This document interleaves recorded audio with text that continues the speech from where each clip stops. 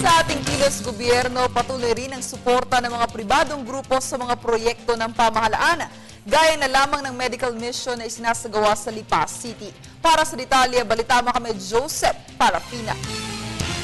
Kulang-kulang na 2 oras bago narating ng grupo ng mga doktor at dentista ang isang base militar sa lalawigan ng Batangas para sa isang medical at dental mission para sa mga war veterans at mga kaanak nito.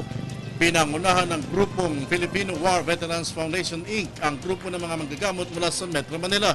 Kaya naman dinumog ito ng mga veteranong nangailangan ng tulong.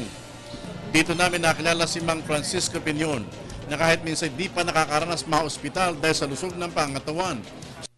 Sa kanyang edad na 89, kailangan na niya ang tulong ng mga manggagamot at libreng gamot na kanyang mapapakinabangan.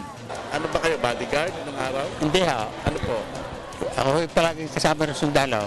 Subalit iyo patalo sa lakas ng katawan ang 92 years old na si Mang Lazaro. 5 beses na siyang na-hospital kaya't nang mabalitaan niya ang ganitong programa ng PhilVets, sa tulong ng PIBAW, agad siyang nagmadaling magtungo rito. Napakalaking lugar ng Fernando Air Base kaya't paborito sa mga veteranong naninirahan dito.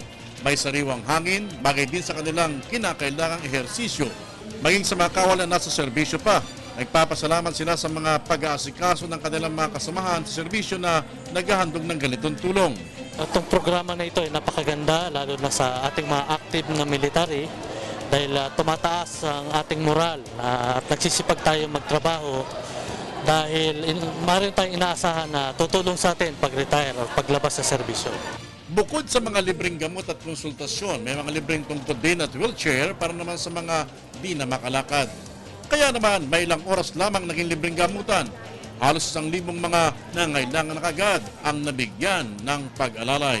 Hindi natin makakalimutan yung ating mga veterano na nanilbihan noong araw na baka masabi na sila po ay ilagay na lang natin sa tabi at makakalimutan. So we are here to show to the public that hindi natin nakalimutan yung ating mga veterano. Para sa Telebisyon ng Bayan, Joseph Parapina.